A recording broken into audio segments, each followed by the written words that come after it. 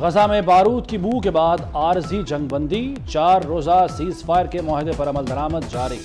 Hamas کی جانب سے 24 یرغمالی رہا، ریڈ کراس کے ذریعے مصر کے حوالے کر دیا۔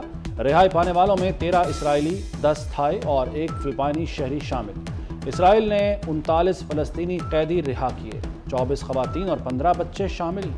اسرائیلی فوجی طیاروں کی غزہ پٹی پر پروازیں بند، مظلوم فلسطینیوں کے لیے امداد پہنچنا شروع۔ مصر سے رفح کے راستے 85 امدادی ٹرک اور ایمبولینسز غزہ پہنچ گئیں، ایندھن اور گیس کے 4 ٹینکر بھی شامل۔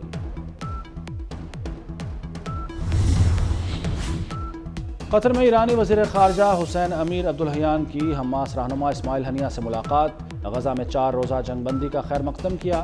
غزہ کی صورتحال اور جنگ بندی کے حوالے سے تفصیلی تبادلہ خیال۔ دونوں رہنماؤں نے غزہ میں زخمیوں کی فوری دیکھ بھال اور امداد کا دائرہ کار وسیع کرنے پر بھی بات چیت کی۔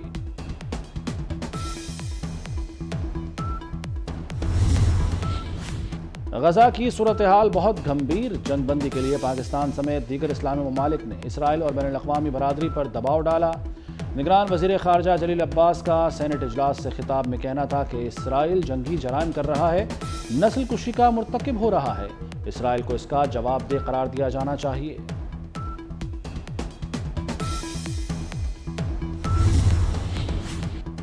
خصوصی سرمایہ کاری سہولت کونسل کی اپیکس کمیٹی کے اجلاس کا اعلامیہ جاری، دوست ممالک کے ساتھ اسٹریٹجک شراکت داری کے فروغ پر غور کیا گیا۔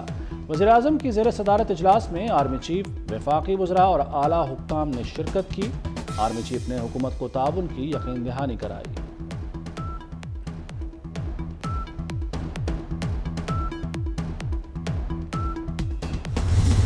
چیئرمین پی ٹی آئی آج بھی عدالتی لاڈلے قرار۔ نگران وفاقی وزیر داخلہ سرفراز بگٹی کہتے ہیں کہ جیل میں چیئرمین پی ٹی آئی کو جو سہولیات میسر ہیں، عام شہری اس کا تصور بھی نہیں کر سکتا۔ سائفر کیس میں 28 نومبر کو پیشی کے حوالے سے عدالت کے حکم کو منوان تسلیم کریں گے۔ برطانوی خبرساں ادارے کو انٹرویو میں سرفراز بگٹی نے کہا کہ نواز شریف پر زیادہ تر بے بنیاد کیسز بنے۔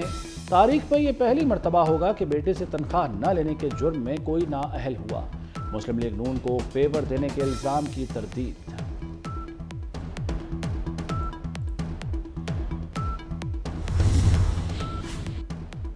نگران وزیر اعظم انوار الحق کاکڑ سے امام کعبہ شیخ صالح بن عبداللہ بن حمید کی ملاقات، غزہ میں ظلم اور بچوں کے قتل کی شدید مذمت کی گئی۔ Army chief general Asim Munir سے بھی جی ایچ کیو میں امام کعبہ شیخ صالح بن عبداللہ کی ملاقات ہوئی، باہمی دلچسپی کے امور پر تبادلہ خیال۔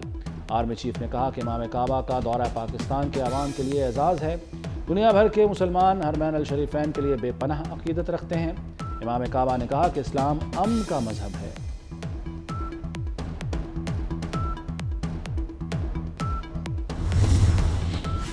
الیکشن قریب، سیاسی سرگرمیاں تیز، پیپلز پارٹی کا دبئی میں اہم اجلاس متوقع۔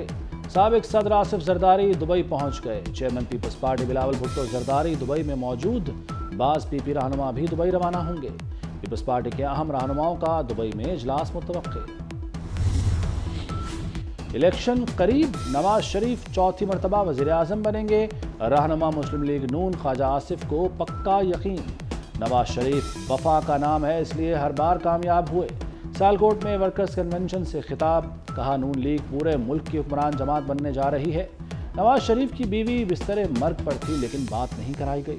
آج کہتے ہیں چیئرمین پی ٹی آئی کی بیٹوں سے بات نہیں کرائی جا رہی۔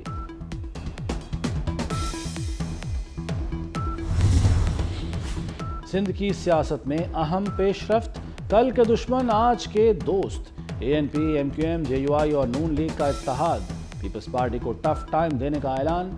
اے این پی سندھ کے صدر شاہی سید کی دعوت پر M Q M, G D A اور جے یو آئی کے رہنماؤں کی بیٹھک ہوئی۔ پیپلز پارٹی کے خلاف سندھ بھر میں مشترکہ امیدوار لانے کا فیصلہ کر لیا گیا۔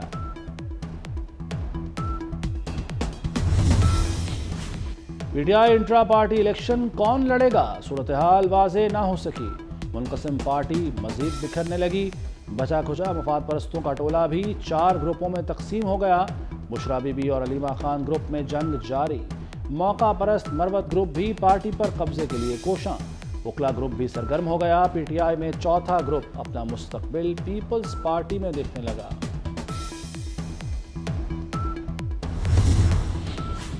چیئرمین پی ٹی آئی کے خلاف عدت میں نکاح کے کیس میں بڑی پیش رفت، شکایت کنندہ نے چیئرمین پی ٹی آئی کے خلاف کیس واپس لے لیا۔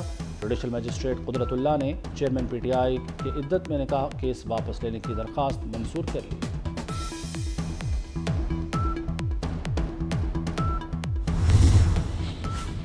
حکومت نے پیٹرولیم مصنوعات کی قیمتوں کے تعین کے لیے نیا پلان تیار کر لیا۔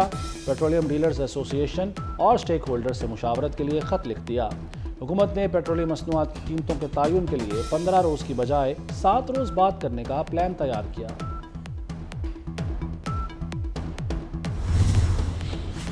وزیر اعلیٰ پنجاب سید محسن نقوی سے متحدہ عرب امارات کے سفیر حماد عبید ابراہیم سلیم الزابی کی ملاقات۔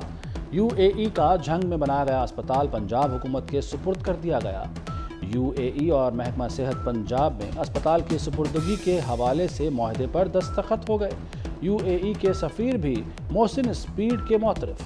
کہا، وزیر اعلیٰ پنجاب سید محسن نقوی انتہائی فعال طریقے سے کام کر رہے ہیں۔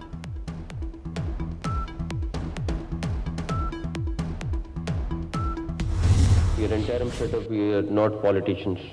But in these last 10 months, we have learned one thing. If you have will, if you have a good team, you can do whatever you want to do. And I'm hoping and expecting that inshallah ta'ala when the next government will come, they will do. Punjab کی نگران حکومت محدود مدت کے لیے آئی ہے، بہت جلد مشکلات پر قابو پا لیں گے۔ مایوسی چھوڑ کر امید کا دامن تھامنا چاہیے۔ وزیر اعلیٰ محسن نقوی کا الحمرا میں ایئر وار کالج کی تقریب سے خطاب۔ کہا، ایک اچھی ٹیم کے ساتھ بہت کچھ کیا جا سکتا ہے۔ پاکستان میں ہمارے لیے سب کچھ ہے۔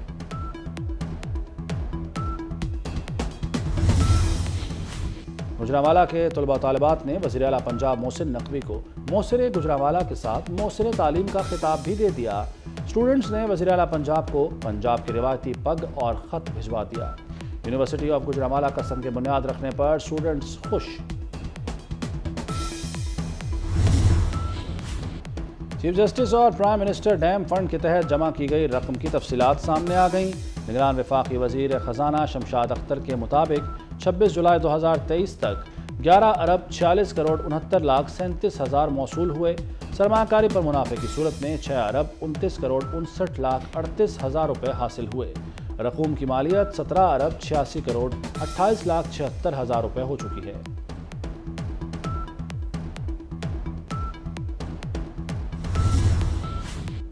اور چینی وفد کا شاہی قلعہ اور بادشاہی مسجد کا دورہ، تاریخی مقامات کے مختلف حصوں کا نظارہ۔ وفد میں شامل 130 سے زائد چینی باشندوں نے تاریخی مقامات کی سیر کی۔ لاہور لاہور ہے اور پاکستان زندہ باد کے نعرے لگا کر پاکستان سے محبت کا اظہار کیا۔